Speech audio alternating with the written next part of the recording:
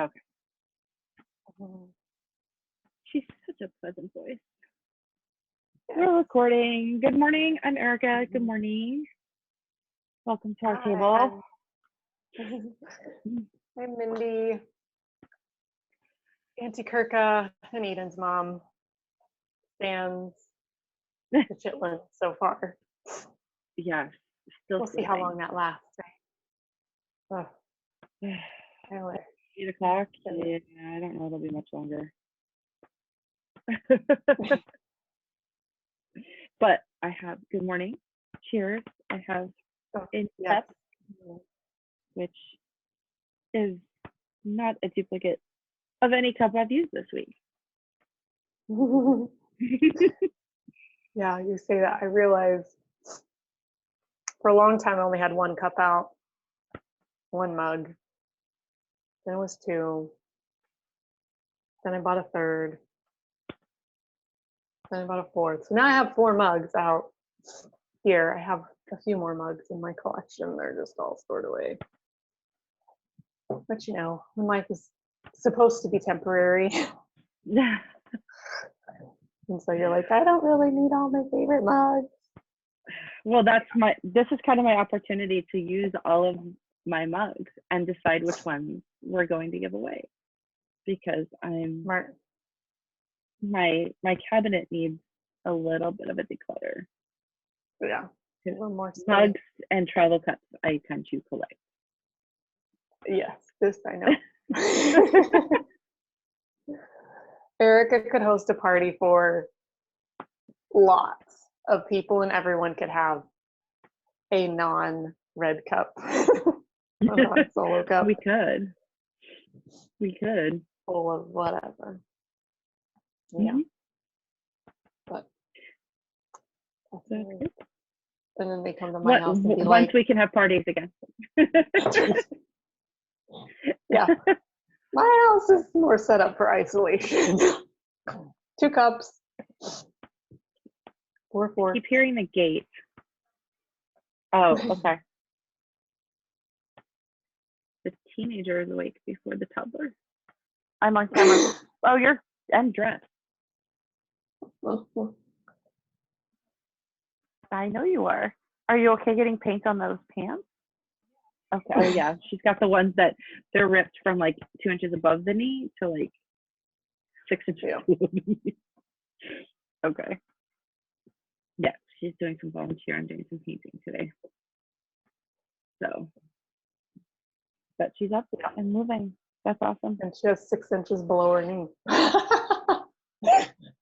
Some of us still have a full 6 inches worth of leg below the knee. Yeah, maybe. I'm live. I'll chat in about a half hour. Okay. But we can do something. Okay. Good morning. So less than interruption. Mindy says, good morning, Miss Clam. Good morning. So, anyway. Food, more food. Food. Right? Food. Yeah, that was actually what she was talking about, was breakfast. And what's for breakfast? You just spoke up. I have no idea what you said. I was saying that that's what we were talking about, was breakfast and what's for breakfast. Can you hear me? I can. It's just weird, and it could totally be my headphones. Oh no. There you go. Okay. Yeah, we were actually just talking about food. What's for breakfast and what are we eating? So, because she does need to, she's going to be painting, so she needs some fuel for her body. So, yeah, fuel is good every day. A little bit of protein, a whole lot of vegetables. Yes. Which vegetables have protein? So this is true. That's cool. Yeah, that you can do double duty. So, and despite the lack of toilet paper out there, you do need to have fiber, which you can also get from vegetables. Bye-bye, cat. Yep. Like, what in the world? People.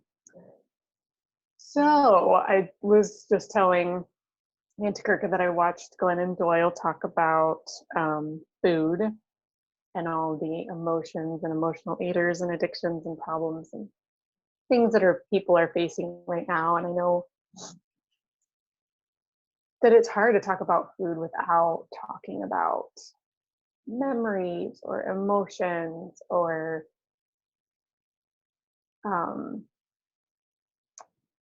it's not just like those sci-fi injections of, something to keep your body sustained, right? Like food is an experience, and when food changes for whatever reason, maybe you got sick and you're told, no more cheese, no more red meat, or something like today, and you go to the grocery store and there's no insert whatever besides toilet paper. And so what are you going to do? So I thought that was very appropriate for us today, that we talk about not only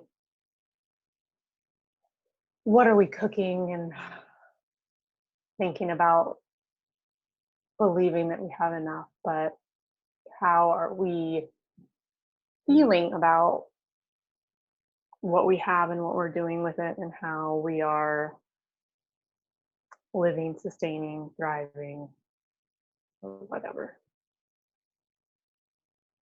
And I don't know what else you wanted to talk about.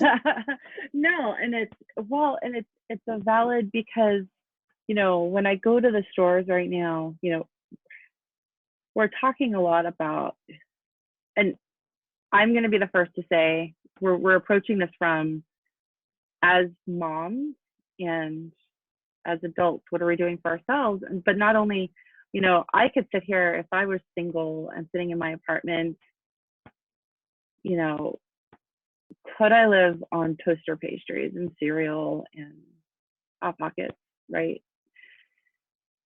And maybe, and then there's as moms, what decisions do we make, and should our children, for the next however long it's going to be, live on those foods? And what is the best choice, to keep us as a family healthy, to keep yourself healthy, whether you are single and staying in an apartment? Because the best way to keep yourself healthy is to keep your body healthy and feed it the right fuel. And I know when things like this happen, I was listening to Brene Brown's, right, the podcast. I've been listening to a couple of others, the crisis mode. You go into crisis mode very similarly to like when somebody dies and you have to plan a funeral, right? And you have to do that. And at what point do you get out of that? And you also have to think of, this is not going to be a short time crisis mode. It's going to be more of a marathon. And how do you keep your body sustained? And how do you keep your immune system sustained? And I still need to listen to Dr. Sears, and I still need to listen to Mitra, Dr. Ray, their conversations about it, because they definitely have some great biological, kind of feedback on how to do that too. But it's, we're kind of approaching it today from that. I don't have a nutrition background. I just know what I'm trying to do for my family, because I want to keep them healthy and give their bodies the best chance. So yes, do we have some comfort foods in our house? Yes, because I think sometimes for kids, whatever that comfort food is, right, or animals, I think for kids, you have to give them a little bit of that. Okay, now you're getting silly. Thank you. You have to give them a little bit of that. But on the other hand, now is a great opportunity. You have a captive audience to teach them a little bit of how their bodies can do some natural fighting, and you can set them up not just for this period, however long that may be, but in the future for their bodies to fight. by choosing some of those foods that are actually the easiest to find in the stores right now. You know, when I go to the stores, the produce sections are bountiful right now. And there is a variety. Yes, you have your standards, your grapes and stuff, and those are still wonderful. I mean, there's so many great nutrition, so many great nutrition. That's apparently I've lost, you know, grammar this week. There's a lot of nutrition in the old standards, but there's still a variety of colors and types and just wonderful flavors out there. And now's an opportunity not to put something else on your plate, whether you are still working from home or you're not, but you can throw a stew, right, of some awesome veggies or soup in a crock pot for the day or on the stove and have that opportunity and get your kids involved. Chemistry, home ec, science. Yes, I love involving kids in the kitchen, and I love teaching them about food and choices. And for me right now, my daughter had a cupcake for dinner last night. Proudest mom moment? Maybe not. Get myself all worked up in a tizzy and think I'm awful? No. She also had fruits and vegetables and good grains and all that kind of stuff throughout the day. She had her now free gummies, which, you know, she has to do a little dance about. I get gummies now.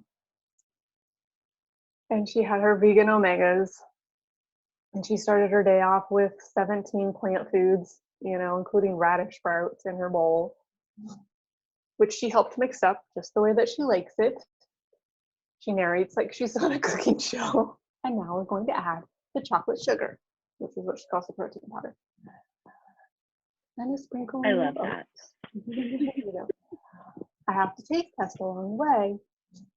Well, we might have got too much honey, but it's delicious. So I love teaching them about that. But also, you know, like Glennon was pointing out, giving yourself grace about it. I know that if I don't buy it, I can't eat it. So that's a big help for me. Like if I just walk by it at the grocery store, like that's when,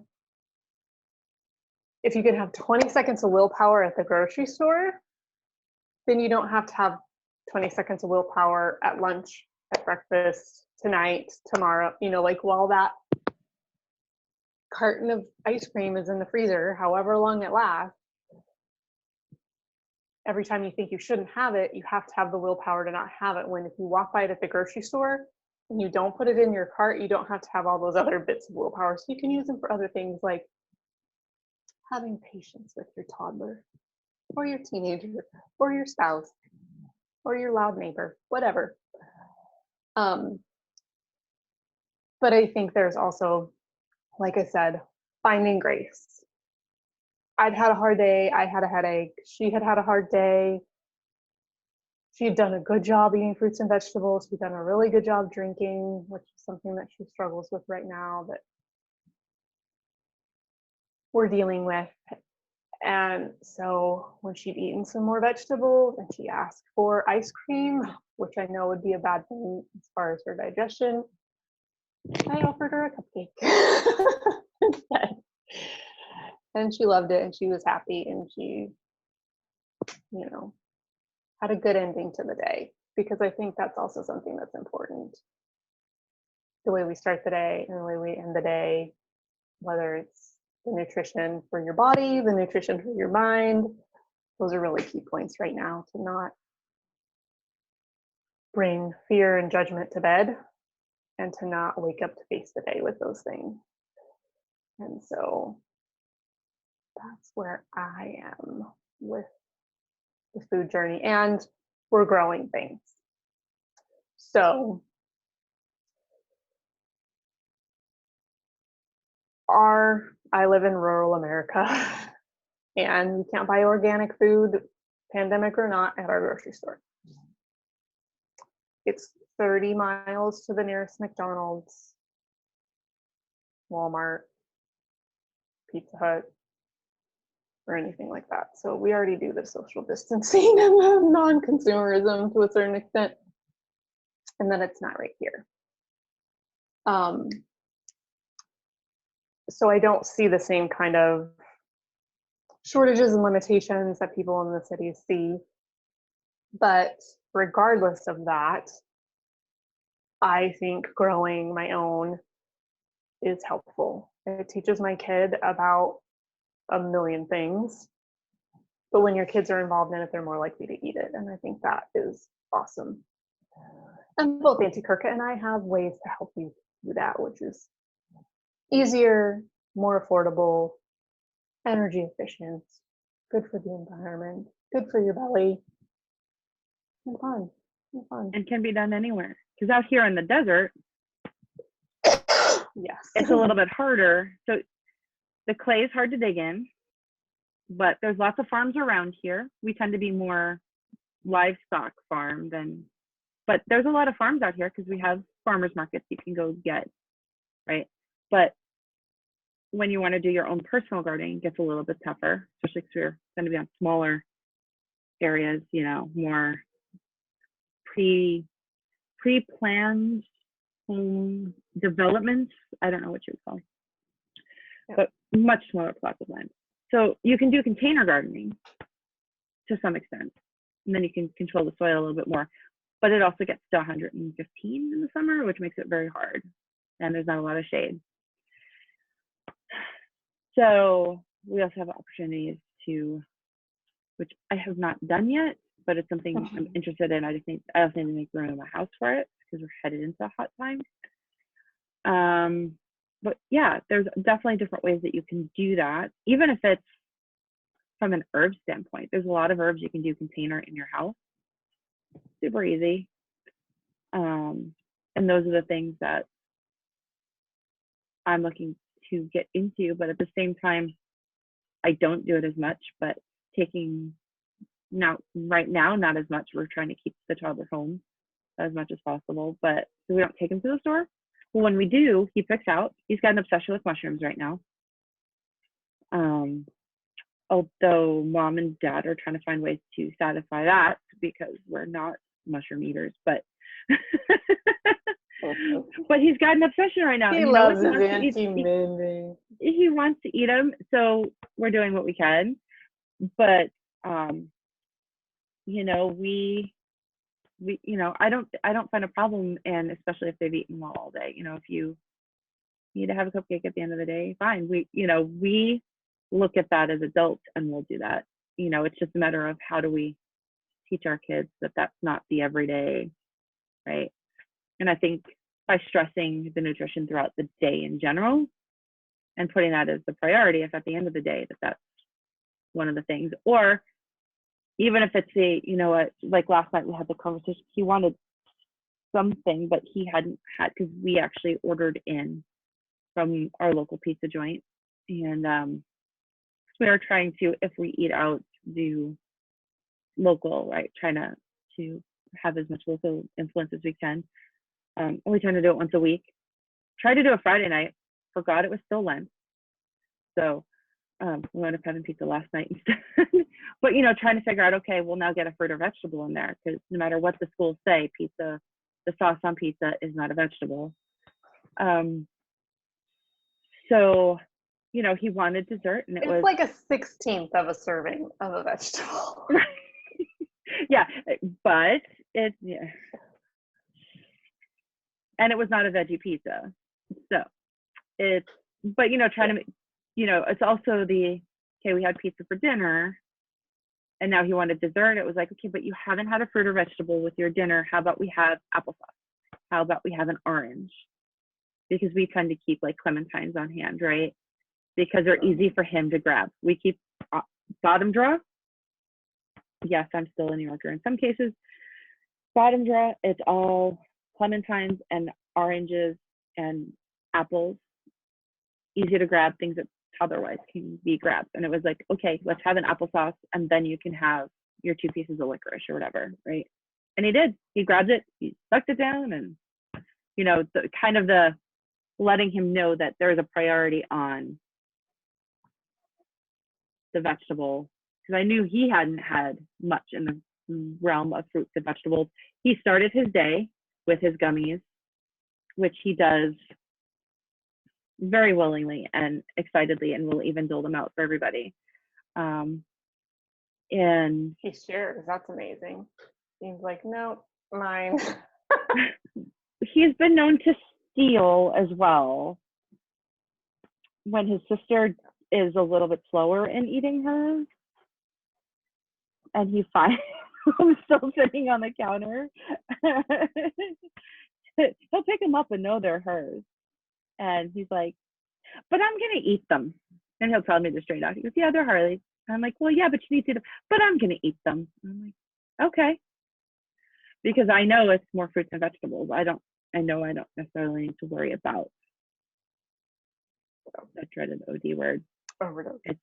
Yeah, it's more nutrition for him, and we have been increasing our intake in that aspect to try to just support, right? But at the same time, I'm shopping in.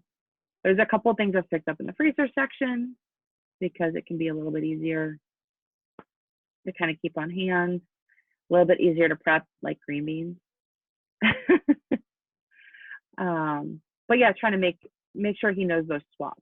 You know, it's like, if you're going to have a little bit of sugar, let's have this first. Yeah, because especially right now, if you want to support your immune system, sugar tanks your immune system. Something like a teaspoon can tank your immune system for like 4 hours. Alcohol too, because well, it's a sugar. So I can't remember. Mitra was talking about it just the other night about how many hours, or the significance that it suppresses your immune system. So, hi, handsome. You say hi to our Mindy. So yeah, we're still sleeping. Those are things to take note of, especially now. But knowing that your emotions also affect your immune system, and being in fear will do, the same or worse as sugar. And so if it's a matter of a downward spiral over, a cupcake, I guess I'd choose a cupcake. But doing it with presence of thought as well. And in your elbow, please, buddy. In your elbow. Up like that. Yep. Yes. We also have an allergy issue this time of year. Oh yeah. That's fun. In March, all of the blooming mesquite and creosote, and I don't miss that. I mean, they're beautiful and I love the smell, but And we had, thankfully, a very wet late February, early March, thankfully, because we need it. We've been in a drought situation out here, which has also makes growing really hard. But the wildflowers are beautiful and amazing. But so anyway, we have a couple of minutes. If you are interested in Dr. Ray conversations, we have links that we can provide. She is amazing. Same with Dr. Sears. His is public, isn't it? Yeah. Okay. Yes. So Dr. Sears talks specifically about the current pandemic, while Mitra focused on immune intelligence and really giving like an amazing basic science 101 for your immune system in ways to support it, and enlightened on things like sugar suppressing the immune system, and how we really need to focus on kind of the four pillars, of what you eat, keeping hydrated, sleep, and stress. And one thing that I was listening to, actually, Gaia just did a transcendence week of like 5 videos, and one of them had to do with what we eat, one of them had to do with what we believe, and stress And one of the things that they pointed out was a study done by Dean Ornish of prostate cancer patients and how men on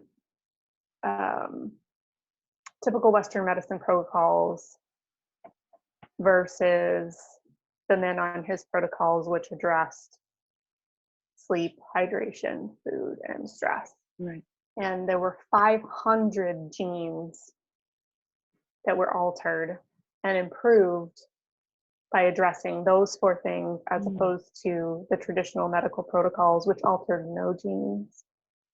And so nutrition is definitely key, and people are really focusing on food, whether it's hoarding or baking up a storm or whatever, how to feed their kids, and are their school systems doing free lunches now, and which is an amazing resource. And if you have the opportunity to take advantage of it, take advantage of it.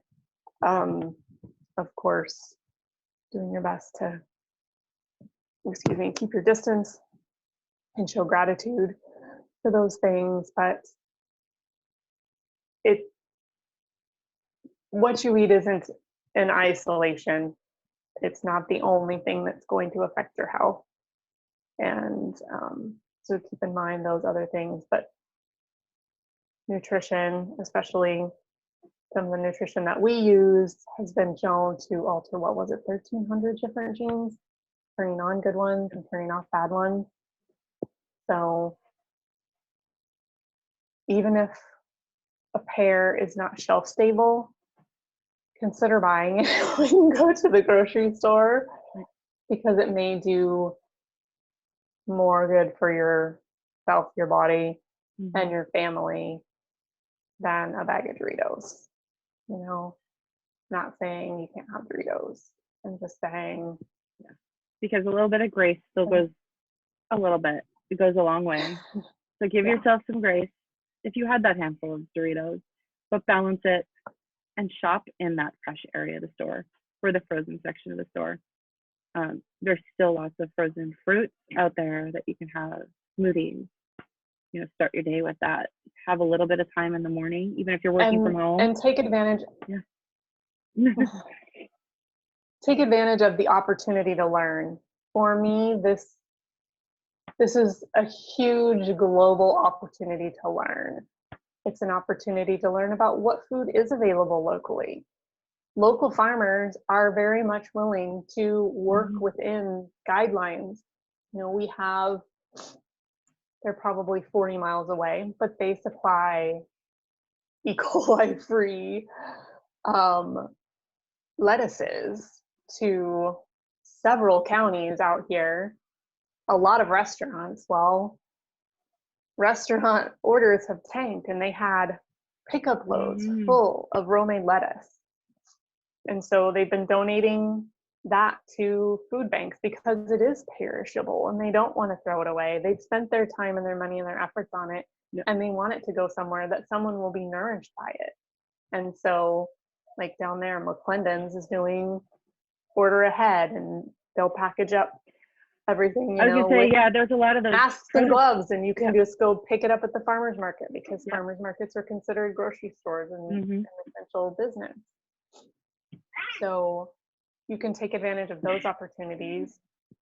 Open air, more chance for social, physical distancing. You can get some vitamin D. And take the opportunity. You can Misfit Markets and places that deliver. Miami Fruit does tropical fruit deliveries. They do have some of those places have restrictions to where they ship, just because they are perishable goods. And so out here, we don't have that option. We don't ship out here, but we do have local farmers, and I have the opportunity to go through the seed catalog and choose what I want to eat. And so every year I choose to try at least one, if not 3 or 4 different foods that we've never had before, never seen before, like pink celery. And I've never heard of pink celery. They have pink celery. Oh. And purple basil and, you know, like all of these amazing foods. And so, you know, look for the opportunities, be curious about food and situations, and have more picnics. We've been having lots of picnicky type foods that makes us happy. I feed my toddler in a muffin tin. She loves it. You know, Right. you put pretzels in one and grapes in one and apples in one and hummus in one and her drink cup in another. And Yeah, make it an experience. Make it fun. right. And it's easy. Heck, maybe I'll do that for me. On a plate and slide around. And I'm working from home and trying, you know, like you juggling things. A magic wand. You want what? A magic wand. You want a magic wand? Yeah, because I don't have one. Okay. Well, I can't get a magic wand right this second. So we'll see. We'd share. Have some. Yeah, we'll see if we can make you one or something. Oh, that'd be fun. Eden got to paint her magic wand. Ooh. Yeah, I bet we could find a Yep, stick sounds like a somewhere, craft project. right? So yeah, there's a Stick, lot a of dowel, different a options ruler. still out there. So Yeah, so be curious. More yeah, we're answers trying. come when you stay curious instead of focusing on lack or judgment or fear. Yeah. It's an So opportunity. what if, positive what ifs? What if I try a new fruit? What if I like it? What if we cook dinner together? Yep. Yep. What if we had a family drinking challenge of how many ounces of water can we each of us drink in a day? What if we had a family fitness night? Right. Everybody got to choose a different thing that they like to do. We have resources for free online exercise videos. If you want that, reach out. There's a lot of services that are going free for at least 6 to 12 weeks, providing everything from meditation to HIIT workouts. So there's a lot of options for that out there too. Maybe we'll talk about that next week. How to get moving. Yeah. When you're trapped and in your house. Trapped. there are That's a all bad kinds word. of chefs going online live and cooking. I caught one with Yeah. from Gordon Ramsay the So other day. that's exciting as well. Yeah. So no, and reframing That's words. awesome. Next week maybe we'll talk about cooking, or maybe we'll talk about reframing. We'll figure it out, because looking at this as an opportunity. We're not trapped in our house, right? We have safety in the right. We have a place of safety. We have a place of refuge. We have a place of connection and learning. So let's find a way to learn a little bit about maybe the foods that can help us too. And maybe you can start from there. So if you want any of the resources we talked about, let us know. We can send you the links. And I think that's us for today. Yes, we have things to do, because even if we are at home, life doesn't stop. Life isn't canceled. Yeah, I did see a meme. Yeah, that laundry is not canceled, and that's very true. That's very true. So there is some laundry that is going to get done. I'm caught up on laundry, thank goodness. But well, there are towels. things to do I'm finding and myself people to love. more towels instead of paper. So, but Yay! not a bad thing. I love that. I'm using more towels. So, yeah, those kind of things. Woohoo! But And yes, if you want opportunities to learn about more sustainable or zero waste, drop a comment. I can hook you up. I have resources for that as well. So. And also about food delivery, because like with I know here in the Phoenix area, there's, like you said, right, McClendon's, they're doing a lot of, the food services are still running. They're just running differently. Like Bountiful Baskets, they are still running. They're just You don't get out of your car. Things are packaged up for you, boxed up. They're dropping it in your trunk. You know, Cool. it's just, yeah, they're doing a lot of those kind of things. So I don't know how the farmers markets are working, but the farmers markets are still open. So I know they're trying to do minimal contact, so they may have things bunched up. I know, like probably similar to like Sprouts in the bulk bins. When we were at the bulk bins, they had everything in pound bags, so you Mhm. couldn't scoop, you just Yep. grab, which is fine. But the local farms are doing very similar things where it's like, we're open, we still have food, we're just changing processes kind of thing, and we'll deliver to your car. So I can give you some of those links on how to find that. And just let us know and have a wonderful week. Be well. We'll talk to you next week. Bye. Sounds good. Bye.